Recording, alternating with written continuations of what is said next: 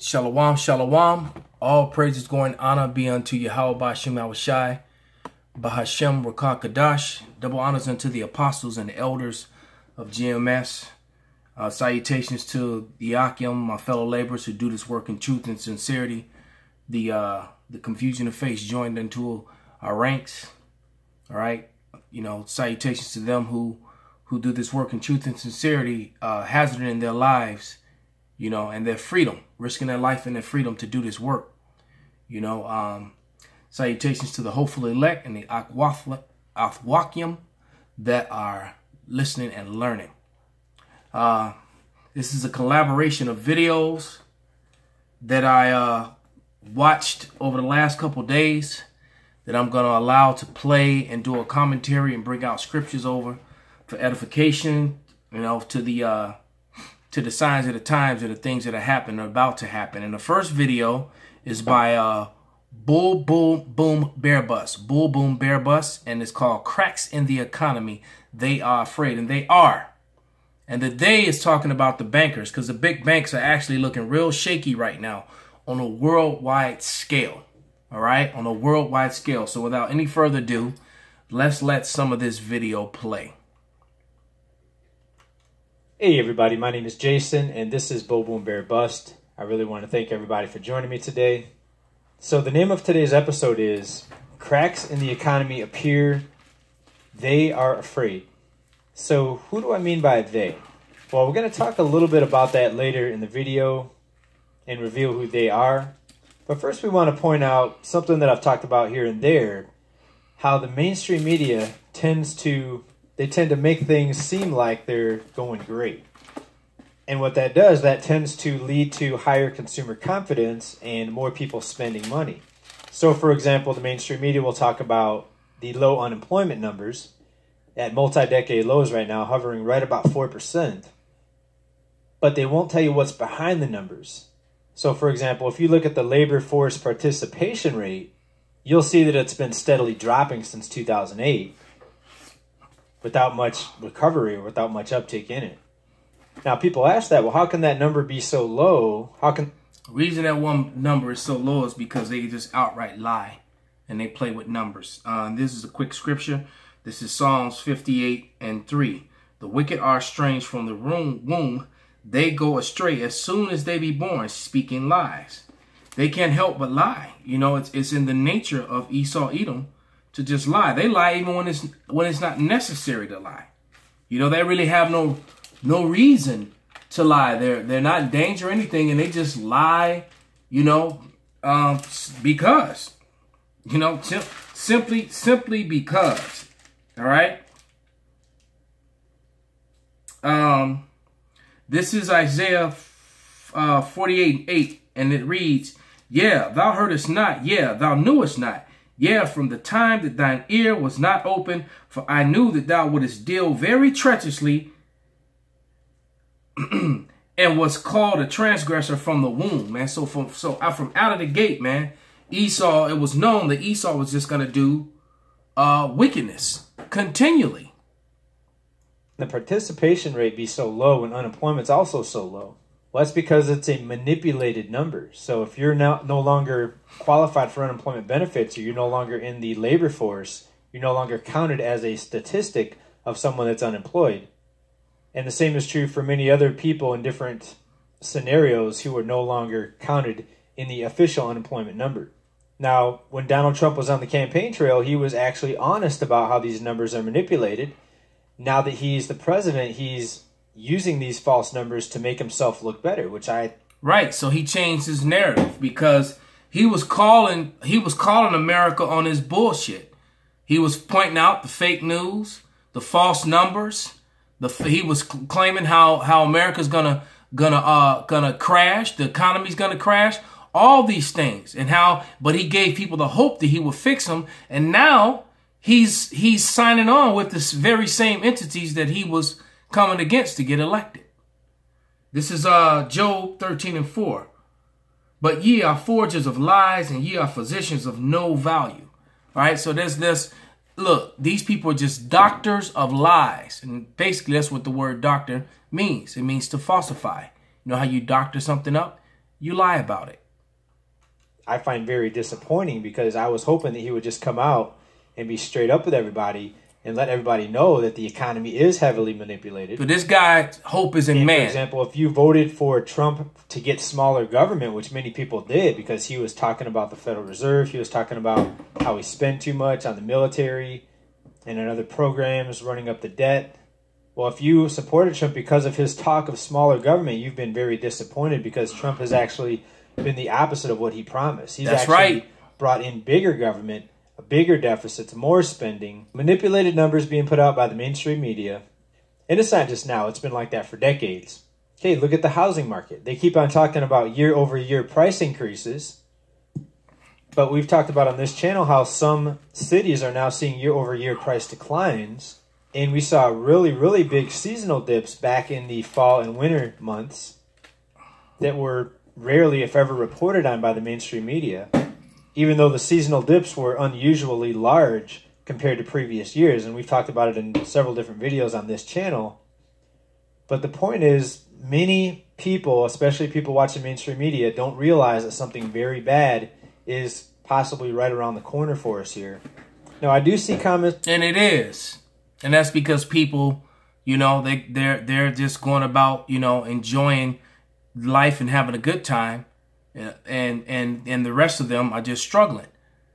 But they have a hope, a false hope. Why? Because they're constantly lied to and they believe in the lies, man.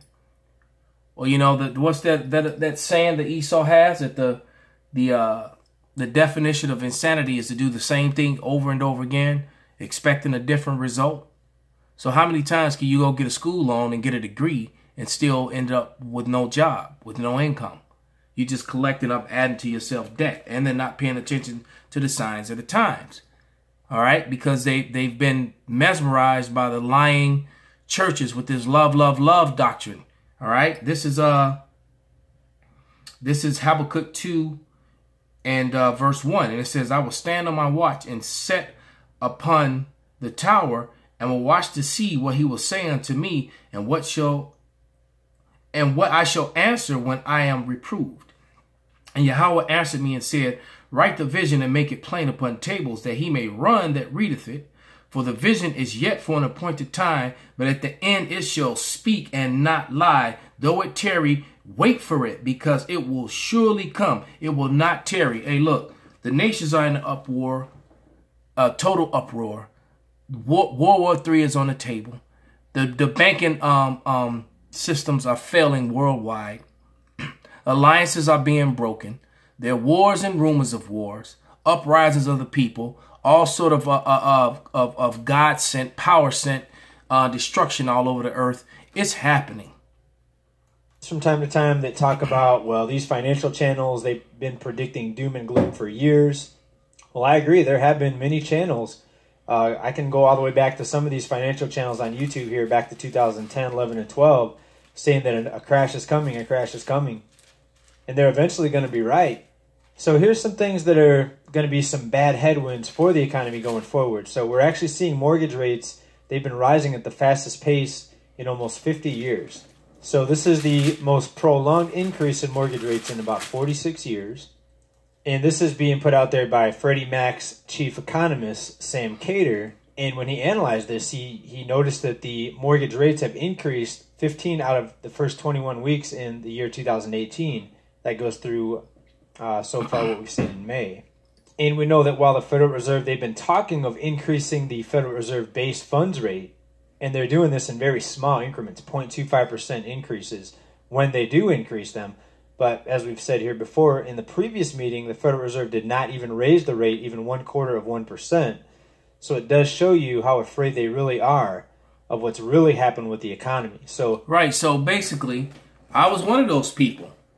GMS, the men of GMS were from the apostles on down, were some of those people. You've had many of different channels, Christopher Green, and a whole bunch of others, man. The X22, since 2010, 2008, 2009, I've been teaching and preaching that this thing is going to come tumbling down. But what did Esau do? He did quantitative easing.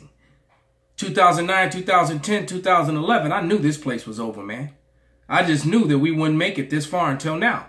But what we have to understand is that time is different in the heavens than it is down here on earth.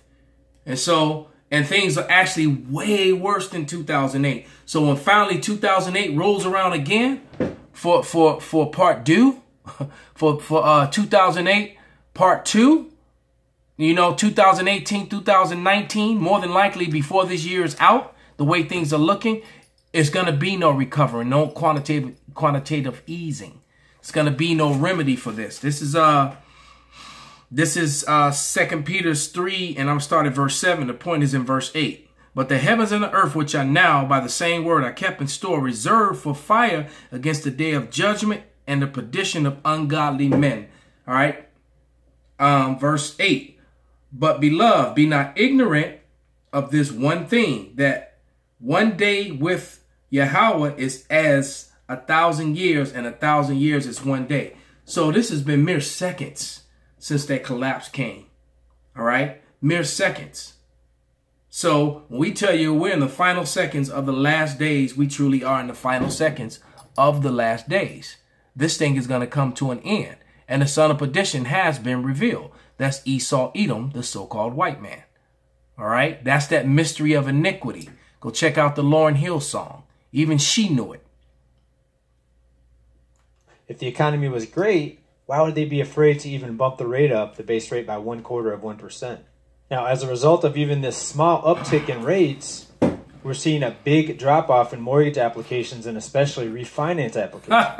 And as a result, it's at its lowest level since December of the year 2000. American dreams now American nightmare. Low in that number. So if everything was great, why would it just a gradual uptick in the base mortgage rate? Why would that cause such a big drop-off in refi and mortgage applications? Okay, now it's not just housing. There's other areas that are showing signs of major stress, other areas of the economy. Now, we've talked about the subprime auto loan delinquencies starting to increase quite heavily. Gotta love it. We're talking about subprime credit card delinquencies increasing, and we reported on this. This is the smaller banks that have tended to issue credit to people with lower credit scores over the last 5 to 10 years approximately. And now we're seeing store-branded credit card delinquencies hit a 7-year high. Now, you may wonder why these store-branded credit cards are defaulting at higher levels compared to standard credit card accounts.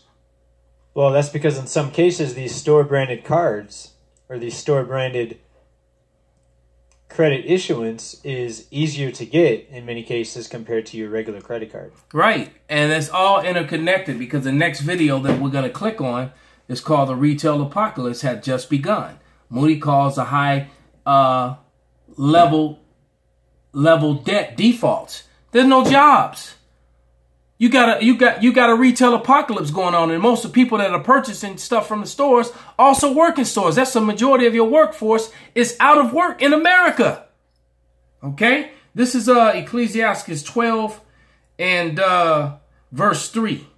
All right? And it reads, "And in the day when the keepers of the house shall tremble, and the strong men shall buy themselves, and the grinders shall cease, they are few, and those that look out of the windows be darkened." The grinders cease, I mean, there's very few jobs out there. And looking out of the windows, they're darkened, I mean, they see no future. That's why you have such an opioid and meth and all type of drug problems and all kind of crime. People resorting to all different types of crime. These girls are sucking rod and bending over, man. Dudes too. Just to stay in college, just to pay their bills, man. And it's gotten even more desperate now that they shut down that back page. Hell, they even had a job fair convention for strippers that was somebody posted up on the internet, man. It's rough out here. Okay? Verse 4, "And the doors shall be shut in the streets when the sound of the grinding is low, and he shall rise up at the voice of the bird, and all the daughters of music shall be brought low." And music is total garbage, man, and there's no jobs out there. People are searching and trying to find. Only thing you can get now for a lot of people is doing delivery jobs, man. The hot thing right now is Uber and Postmates and Lyft and all those sort of things, man. And even that's starting to dry up, man. So this is what we're starting to see. We're starting to see things on the lower end or on the subprime end begin to fall apart first. And that's kind of what we saw back in 2008. It started off as subprime, and now it's not beginning in housing. It's actually beginning in other areas, such as credit cards, subprime auto loans. We've reported on that here. We've seen student loan delinquencies really take a big jump. In student loans, for example, that's even beyond subprime, because in many cases you don't even have to have credit because you're maybe 18 years old, 19 years old, just getting out of high school. Many of these people haven't even established a payment or credit history or payment history, and they're still being offered $10, $20, $30, $40,000 worth of student loans. So no income requirement, no actually verifying to see if the degree that they're pursuing is going to actually be something that's going to give them employment after they graduate. So you're indebted before life gets started. Sector that's actually beyond subprime. It's even worse than subprime. These are in many cases students without any payment history or credit history. So what mainstream and what many mainstream economists are pointing to is they're pointing to these things that are negative, but they're saying that this is a positive sign for the economy. Wow, home prices are going up. The economy must be great. People must have more money. College tuition is going up. Wow, that must be great. That must mean more people have more money so they can afford it. People are spending more on their credit cards. They're going further in debt. Well, that must be great. The consumer is very confident. That must be a great thing for the economy. But they won't talk about, in many cases, why the defaults are increasing. Why are the delinquencies increasing? Why is debt increasing? Because people are paying a bare minimum just to get by. All right? So eventually all credit is going to be ruined. Let's move on to the next video, which is this one here. We got to suffer through that. I knew it'd be a bit of a project. There we go. All right, retail apocalypse has only just begun. Moody calls high-level debt defaults. Now, we have some very dangerous signs going on in the retail sector. What we've seen is that for the retail companies that are rated by Moody's Investor Services, defaults, they happen to hit an all-time high in Q1. Now, they had warned in advance that we were going to be seeing a number of high-value loans coming due in 2018. But there's been a total of 9 defaults among Moody's rated retail corporates. Total corporate defaults in Q1 were up 22% from last year. And those 9 retailer defaults, there were about 1/3 of them. Now, if they're retailers that are large enough to be able to be rated by Moody's, these are not small companies. But in fact, it's corporations that are making up the core of this brick and mortar collapse. Some of the retail companies that defaulted during the first quarter would be Sears Holding, Claire's, Bon-Ton Stores, the company that holds Tops Markets, Charlotte Russe. Now, these are just the companies that have defaulted on their loans, and it doesn't mean that they're all going to be going into bankruptcy. But several of these corporations have already declared bankruptcy. What we've seen was that Sears, Claire's, Bon-Ton Stores, and interest rates have only just begun to rise. More significantly, the high number of defaults is showing that there's serious problems going on in the retail sector and the broad economy as a whole. For the second quarter, just last week, 9 West Holdings declared bankruptcy with about $1.6 billion in loans. The company owns a number of brands. It would be 9 West, Anne Klein, Gloria Vanderbilt, and Bandolino. And so Fitch Rating... Hey, you women love to shop at some of those places, too. And you love to sit up and shop off QVC and all that sort of thing. Well, pretty soon, all that's going to come rapidly to an end. It's all falling apart. This is Amos 6:1. It says, "Woe to them that are at ease in Zion and trust in the mountains of Samaria, which are named chief of the nations, to whom the house of Israel came." Now, a lot of you Israelites are at ease and in comfort, especially you Israelite women, because Esau put you on a pedestal and made credit and job and things like that more accessible to women than men. And if you're in denial of that, you're a fool. You're simply being a fool. You're not being honest at all. Came out with their 12-month institutional loan default rate of retailers, and it rose to 8.6%. That's $5.9 billion in loans that are now in default. Fitch continued, "Our retail sector institutional term loan default rate forecast is 10%, equating to $7 billion of volume, which would surpass the 8.2% rate the sector set in 2017. Fitch anticipates more large retail chains to file bankruptcy this year. 10% of the retailers in Fitch's market index are listed on Fitch's top loans of concern list. So if it's telling you 10%, Esau always lowballs the truth, then it's more than that. So the retail apocalypse continues. More people out of work, more jobs, more desperation, more meth, more opioids, and more suicides, especially for you Edomites. Indicating a material default risk.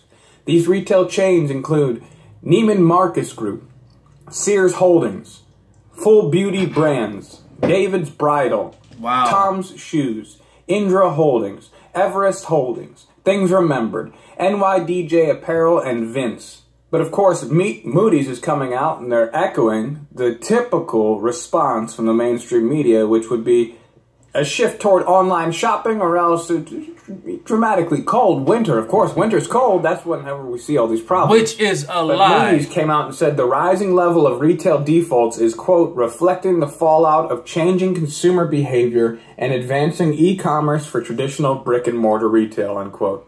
That's But a lie. Amazon is not entirely to blame because the big story is debt. And the simple fact is interest rates are beginning to rise. For a long time, they've been pumping out easy money through near zero interest rates. And what we've seen with Toys R Us bankruptcy, they just show it. Right. So it's debt, what it's calling it. So people aren't shopping because they don't have the money or know when they're going to get some more money. So they aren't going to the stores. All right. This is Job 21:13. It says they spend their days in wealth, and in a moment they go down to the grave. They commit suicide. Okay? They go down into hell because that's what's happening. America's going to hell in a handbasket, man. And he just told you that it goes back to the banking system, the financial system. They've been printing money, and the printing of this money with no value is bringing on this destruction of the banking system worldwide. Okay? We got one video that we're going to touch on after this one. This was going to prove that what was done here in America has spread to the other nations, and that's one of the reasons why the nations are so angry with America right now over these sanctions. All right, it's like we're already screwed because of you, and now you're going to slap sanctions on us? What's the fundamental problem that is going on with the underlying strength of the United States economy? Easy money has been printed by the Federal Reserve. The ability to borrow a lot of money at low interest rates, it fuels borrowing and speculation. It's shown us dramatic distortions underneath in the economy, and it's created bubbles. So many bubbles that are just going to burst and destroy America, and they are, and they have, and they're doing it literally as I speak. All right, I wouldn't. Tomorrow we're going to hear about something else shutting down. I guarantee it. All right, this is James 5 and 2. And it reads, your riches are corrupted, your garments are moth-eaten, your gold and silver is cankered, and the rest of them shall be a witness against you, and shall eat your flesh as it were fire. Ye have reaped treasures together for the last days. And it hasn't mattered, man, because nobody wants to deal with your currency now, man. The nations of the world are shifting over to that yuan. All right. And I think after 8 weeks is almost 20% of the market or something like that. It shot up. It's somewhere between 16 to 20% after a little over 8 weeks. America's finished, man. Freaking finished. over the last 20 years, the real problem is that the Fed has inflated and maintained a giant retail bubble. Yes, that's right. The entire retail sector has been in a bubble, and that bubble has begun to burst. As a result of increasing the interest rates just a little bit, what is known as zombie companies are all coming undone. And these are just not small companies holding a limited amount of retail space. They are massive companies. In some places, they are pretty much the anchor for industry in their entire city or town or township. It's eroding the tax base. All of that debt to rescue these corporations through the times of dangerous, uncertain weather. Yep. It's really looking bad. Let's see if we can get this one now. Last and final video. We can get around the guitar Italian riff. political dysfunction is nothing new. Italian political dysfunction that ripples through the global financial markets and has the potential to upend Europe is something the world woke up to this past Tuesday. What up? Real quick, this is from Rethinking the Dollar, his channel, and it's the danger of Italy's political crisis to global markets, which is a direct result of what happened here in 2008, as it's going to be explained in this short video, which is less than 2 minutes, or a little over 2 minutes.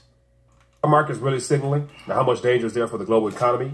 To answer that, it helps to highlight some recent events that led up to that day. The Italian president, Sergio Mattarella, rejected an anti-EU nominee for economic minister, setting the stage for elections later in the year. In effect, those events have made it more likely that there will be a showdown between authorities in Rome and officials in Brussels, Berlin, and Frankfurt over deficit spending. New Italian elections would help decide whether that's the case. If the populists maintain or expand their advantages in elections, it raises the prospect of serious friction between Italian politicians looking to increase spending and a European Commission, European Central Bank, and German government that insist upon fiscal austerity as a condition for, among other things, continued ECB purchases of Italian bonds. So what are the markets telling us? That movements Tuesday, a spike in the Italian bond yields, a drop in the euro, and stocks worldwide suggest that the risk of some calamitous outcome for Europe has risen after a weekend of political drama in Rome, but that is still an uncertain outcome. The Italian government's borrowing costs for 2 years soared from 0.94% to 2.42% Tuesday, as investors demanded greater compensation against the risk that the Italian government might repay them not with rock-solid euro, but with a less valuable, newly issued currency. What is happening in Italy is more political crisis than a financial one. Mario Draghi's tools are helpful only when a country's elected leaders are trying to avoid a crisis. They are of little use if a government truly wants to break away from the rest of Europe altogether. Robert Purley, a partner at Cornerstone Marco, puts the chance that Italy will exit the euro at around 10% or 15%. He argues in a research note that the European institutions will probably seek to de-escalate the tensions in the coming months. So far, the damage to the markets outside Italy is mostly limited to a sell-off in global stock markets, including a 1.2% drop in the Standard & Poor's 500 This index is great on Tuesday. news. No doubt Italy has the most at risk economically, followed by the rest of Europe. But one thing that has become clear over the last decade is how effects can spread unprecedentedly in times of financial disruption. For the last decade, the world has experienced a rolling series of crises in which financial turmoil, those are those fuels riots in the economic streets, despair, uprisings which of the people, political dysfunction, which, through financial markets, can spread across oceans and repeat the pattern. No one would have thought that a crisis centered on home mortgages in the United States of America would prove to be the trigger for crisis in Greece and across Europe all those years ago. Yep, and there it is, man. All those years ago, and you got people fighting against the police and the authorities. That's 2 Ezra 15 to 16 chapter. It is going to continue to happen, all right? And the nations are turning on America and those imposter Jewish people over there in the land of Israel, man. If you can't see it happening, it's because you're willfully looking the other way. This is Revelation 17 and 16, and it reads, "And the 10 horns which thou sawest upon the beast, these shall hate the whore." That's NATO and the EU. America was the head of that beast system, and they're turning on the whore, which is America, that ugly Hermaphrodite that stands in the Hudson River over there in New York. All right, that ugly monstrous whore. All right, I'll read it again. "And the 10 horns which thou sawest upon the beast, these shall hate the whore, and they shall make her desolate and naked, and shall eat her flesh and burn her with fire." They're gonna, all those arrows from the other nations are gonna fly intercontinental ballistic arrows, if I may, and extinguish the wicked whore off the face of the earth. Call halal Yahweh Shem. Now was shy above Babal.